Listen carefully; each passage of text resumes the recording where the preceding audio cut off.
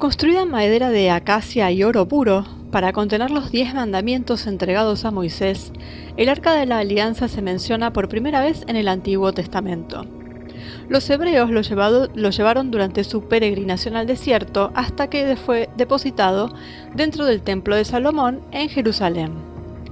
Según la tradición, el arca, como manifestación física de Dios, habría sido dotada de un poder extraordinario, capaz de causar desastres y derrotas a los enemigos de los hebreos. Es gracias al arca que las aguas del Jordán se separaron para permitir que ellos pasaran y que los muros de Jericó se derrumbaron para permitirles conquistar la ciudad. La historia bíblica cuenta que el arca desapareció en el cielo y dice: entonces el templo de Dios se abrió en el cielo y apareció el arca de la alianza. Según la interpretación común de los historiadores, el arca habría sido destruida en el año 587 a.C., cuando los babilonios, liderados por el rey Nabucodonosor, conquistaron Jerusalén y destruyeron el templo. Sin embargo, no todos aceptan esta tesis. Según Richard Friedman, profesor de religión hebrea en la Universidad de California, no se menciona que el arca haya desaparecido, ni un comentario como entonces el arca desapareció y no sabemos qué sucedió ni dónde está. El objeto más importante del mundo desde el punto de vista bíblico simplemente desapareció de la historia. Entre las diversas hipótesis hay quienes piensan que el arca fue robada del templo antes de la llegada de los babilonios. En el 5º año del reinado Roboamo, Sejong I, faraón del Antiguo Egipto, se llevó todos los tesoros del templo del Señor, todo, incluso los escudos de oro que dejó Salomón. Si el faraón se llevó todo, es razonable pensar que también se llevó el arca. Según otra teoría, fueron los caballeros templarios quienes lo encontraron escondido en un subterráneo del templo de Salomón. El arca fue transportada junto con otros tesoros a otro lugar secreto, tal vez la catedral de Chartres o la capilla de Rosslyn en Escocia. En 1760, el arqueólogo James Bruce, uno de los pioneros de la exploración, encontró un documento a partir del cual se asumía un posible vínculo entre Etiopía y los hebreos. Según esta tesis, la reina de Saba tenía un hijo del rey Salomón, que se llamaba Menelik. Este último robó el arca del templo y lo llevó a Etiopía, más precisamente a Aksum. Gracias a la investigación del periodista británico Graham Hancock, sabemos que hay un templo donde se dice que se conservó el arca. El hecho de que existiera, escribió Hancock, una población de hebreos etíopes o de judíos etíopes que practicaban el judaísmo del Antiguo Testamento, que un país cristiano adoraba una reliquia precristiana y que no había otro país que afirmara poseer el arca, eran misterios a los que quería dar una respuesta. Hancock entonces continuó su investigación durante 2 años y escribió un libro de casi 600 páginas llamado El misterio del Santo Grial. Sin embargo, sus conclusiones no aclararon las tantas preguntas que se hizo el periodista. De hecho, al final del viaje, el guardián del templo de Aksum le impidió entrar. Nadie, además del guardián, podía ver el arca, supuestamente, por lo tanto la única prueba de su existencia era la palabra del guardián. Hay otra pregunta que muchos académicos e investigadores se han hecho. ¿Qué era el Arca de la Alianza? Ha habido quienes le atribuyeron poderes sobrenaturales basados en las descripciones bíblicas. Por ejemplo, von Daniken está convencido de que el arca era una especie de radio con la que las naves espaciales que pasaban comunicaban su voluntad al profeta. 2 fanáticos de esta tesis, los británicos Blackburn y Bennett, intentaron averiguar un poco más. En la Biblia se dice que quien llevaba el arca tenía que vestirse de cierta manera y nadie podía tocarla. Sucedió que durante un transporte el arca parecía que estaba por caer Entonces un hebreo llamado Uzá extendió la mano para apoyarse y murió instantáneamente como electrocutado. ¿Qué pasaría si el arca, se preguntaban los dos británicos, hubiera sido un condensador eléctrico primitivo? En la Biblia se describe como un cofre de madera dorado, con dos querubines dorados en la tapa, cuyas alas se giran hacia adentro y se tocan. Esta forma recuerda al frasco de Leyden, uno de los primeros condensadores eléctricos en la historia de la física. Todo muy interesante, pero más que tener respuestas, lo que tenemos son más preguntas. ¿Cómo descubrirían los antiguos hebreos las propiedades de la electricidad estática? ¿Cómo la cargaron eléctricamente antes de llevarla en procesión? ¿Y cuál era la utilidad de tal objeto, además del hecho de enviar descargas eléctricas muy potentes? Y otra pregunta más, ¿y si el arca hubiera sido un invento de los egipcios? Según Gian Antonio Borgonovo, profesor de exégesis del Primer Testamento en la Facultad de Teología de la Universidad Católica de Milán, cada narración debe tener una conexión histórica. Es bueno notar que ningún contemporáneo del arca escribe, excepto el profeta Jeremías. Pero, según Borgonovo, su texto fue revisado y corregido al menos un siglo después, cuando el templo ya había sido destruido. En los textos bíblicos, el arca aparece solo después de que el primer templo de Salomón fue destruido y probablemente el arca nunca se había encontrado ahí. Por lo tanto, sería solo una imagen llena de símbolos que se convirtió en un objeto de referencia para la tradición cristiana, la que contiene una copia de las tablas, el maná y la cuestión personal de Aarón. Pero queda otra pregunta. ¿Por qué elegir el arca como símbolo? Tal vez depende de los orígenes egipcios de la tradición hebrea, y no fue por casualidad que Tutankamón hizo la descripción más hermosa existente de un arca. El niño faraón, que quería una historia grabada en las paredes de la columnata que se extiende hacia el este desde el palacio de Ramsés II en Luxor, hizo hacer en la pared una representación simbólica de la fiesta de Opet, un aniversario del año egipcio, que anunció el clímax de la inundación del Nilo, del que dependía el siguiente año agrícola. En la pared hay un dibujo que parece representar un arca, levantada en los hombros por medio de postes de transporte por un grupo de sacerdotes. Solo que acá no es un caso, sino un bote en miniatura real, como una miniatura de bote, apoyado por los que lo llevan, igual que lo que se cuenta en el contexto bíblico. Entonces, el vínculo entre el festival Opet y el Arca de la Alianza es evidente si pensamos en el hecho de que los egipcios solían llevar a los dioses en procesión dentro de estos barcos o modelos de barco que se llevaban en los hombros de hombres o de sacerdotes a través de como unos bastones. Durante las fiestas de Opet, por lo tanto, estos barcos contenían pequeñas reproducciones de piedra de los dioses egipcios, así como el arca contenía las tablas de piedra de los mandamientos, el símbolo del Dios de Israel. Así que tenemos este misterio del Arca de la Alianza, que en realidad no sabemos si alguna vez existió físicamente, porque también puede tratarse de algo totalmente simbólico. Ya sabemos cómo son estas cuestiones de los textos sagrados de todas las culturas, pero bueno, en particular de la Biblia. Pero bueno, tenemos esa teoría en donde nunca existió y realmente se trata de algo puramente simbólico, y tenemos, bueno, la otra teoría donde sí era algo físico, que evidentemente desapareció, o que bueno, en estos momentos alguien la tendría oculta, pero ya es como, eso ya es más raro.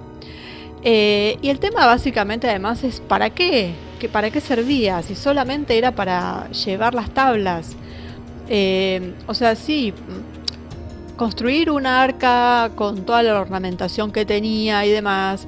Bueno, obviamente si llevaba las tablas que Dios había dictado, digamos, bueno, bien merecían algo lindo, bien hecho, pero la realidad es que con esta historia de que no se lo podía tocar, de que si todos aquellos que lo tocaron cayeron fulminados y de que había que vestirse de una manera particular, obviamente esos son atributos que le dan al arca de la alianza, es que es como si fuera como tocar al mismísimo Dios. Pero bueno, vamos un poco más allá de eso, algo un poquito más lógico. Y por qué no pensar que había alguna especie de aparato o alguna energía. No tendría por qué ser exactamente un aparato físico. Alguna energía muy potente que o el humano normal no resiste tocar. Lo que lo hace más misteriosa todavía. Si se trataba de algún tipo de aparatejo, entonces ya estaríamos hablando de una tecnología. Esa tecnología en esa época, o bien nos mintieron más de lo que ya sabemos y tenían una tecnología tremenda que después desapareció absolutamente del mapa, lo cual también es totalmente factible. Pero volvemos a la pregunta de para qué servía, ¿no? Y la otra es que realmente contuviera algo que vaya a saber uno que de dónde venía, que tenía muchísimo poder. Alguna vez también se habló, porque está el tema del maná también relacionado con el tema del arca, y que también el maná era generado por este tipo de aparato, o sea que las dos cosas iban relacionadas y tenían que ver con alguna especie de tecnología o de aparato o de capacitor o lo que fuera que también generaba este alimento. La realidad es que bueno, nunca lo vamos a saber porque el aparato no está, o sea, el arca no está. Yo creo que es muy difícil pensar a estas alturas que puede estar escondida en algún lugar. Lo único que hay son relatos bíblicos, no hay otros relatos en otras historias como para poder contrastar o encontrar algún dato extra.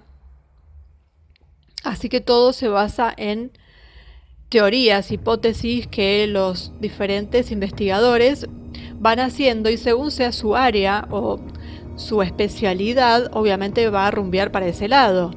Si se trata de algo que tenga que ver con la física, con algo alienígena, o sea, cada cual va a tirar para el lado que conoce. Pero la realidad es que es algo que se buscó además desde siempre, son siglos y siglos de búsqueda, al igual que el Santo Grial, del que también se han hecho muchas interpretaciones y que en definitiva, bueno, con el Santo Grial, que es para hacer otro video el tema, yo me inclino por la historia de la sangre real. Con el caso del arca, podría pasar algo similar y que no se trate exactamente de un arca física con esa forma, sino que tenga que ver con algo totalmente espiritual, que signifique algo, o que estemos hablando de otra cosa y esto sea como una especie de metáfora, o realmente un dispositivo. Ambas son válidas y ambas son muy misteriosas porque no hay un camino que nos lleve a dilucidar esto. También esto de que los egipcios utilizaban las arcas pero con forma de bote, pero que en definitiva eran arcas, se cambia el nombre, un poquito la forma, pero lo llevaban en los hombros, o sea, era el mismo proceder, lo llevaban en procesión y ahí dentro llevaban a sus dioses, que básicamente es el mismo concepto. La diferencia está en que, por lo que sabemos de los egipcios, que sí está bastante más documentado en las representaciones, simplemente se trataba de eso, no había ningún dispositivo extraño ni nadie que había fulminado. Lo que habrían utilizado en este caso los hebreos sería el formato de arca o de bote transportable, digamos, para poder meter adentro algo que no se podía ver, además, solamente lo podía ver el sumo sacerdote. Entonces, Sí pueden haberlo tomado de los egipcios a nivel estético, pero después lo que iba adentro ya es otra cuestión. Hay muchísimas teorías con respecto al aparato que podría haber habido ahí adentro. Nos quedaremos con la duda eternamente, solamente podremos guiarnos o inclinarnos por alguna de esas teorías como la que más nos resuene. Por el momento es lo que hay y siempre va a rondar en lo mismo. ¿En qué clase de tecnología había ahí adentro? Explicaciones que puedan cerrar más que otras, y nada más que eso, porque los arqueólogos nunca han encontrado nada y veo muy raro que puedan hacerlo. Si existió, como dicen, y Nabucodonosor lo destruyó o se lo llevó, es muy probable también que a partir de ese momento ya dejara de existir, con lo cual toda búsqueda ya es infructuosa. Y si no fue Nabucodonosor, en algún momento eso se destruyó, cayó en desusos, vaya a saber qué pasó, desmontaron la parte externa del arca y ya después lo que haya quedado que estaba adentro ya era irreconocible, porque los que lo veían, el pueblo, digamos, que iba detrás en procesión, lo que veía era la estructura externa. Una vez que eso no está, como nunca habían podido ver lo que había adentro, imposible es que digan, bueno, esto era lo que estaba en el arca, porque no lo habían visto. Entonces, quizás hayan pasado por el lado sin saberlo. Bueno, ahí tenemos el misterio del arca, que tiene que ver, bueno, es algo bíblico, pero tiene que ver con muchas cosas. Tiene que ver con los egipcios, tiene que ver con los babilonios, ¿por qué no? Con estas deidades venidas desde otros mundos, cosas sobrenaturales, lo que le llamamos sobrenaturales porque no le encontramos una explicación, pero que tenerla la tiene. Así que nada, quedaremos con la duda. Eso es todo lo que se puede decir del Arca de la Alianza, que obviamente como símbolo, además, tiene mucho que ver, o sea, se tomó tanto por el judaísmo como por el cristianismo. Y en eso las cruzadas lo tomaron bastante como una excusa también, la búsqueda de estos elementos. Luego también en la Alemania de la guerra también buscaron estos elementos. Siempre estuvo en el candelero, digamos, y siempre todos buscando a ver qué era eso, y no con fines religiosos. La realidad también es esa. Cuando lo buscaban para ver qué había, qué escondía, o para utilizarlo de pantalla también. Entonces, ha servido mucho el Arca de la Alianza en muchísimos aspectos. Así que bueno, ahí los dejo con el Arca de la Alianza, vaya nombre también, y toda su construcción, su elaboración, que fue muy precisa, y esta cosa de caer fulminado y quienes lo portaban llevar estos trajes, ¿no? Da mucho que pensar. Evidentemente ahí había algo que podrá ser eléctrico, no sé, eso ya queda en la imaginación de cada uno y en los estudios que algunos expertos puedan hacer, pero siempre en la nebulosa.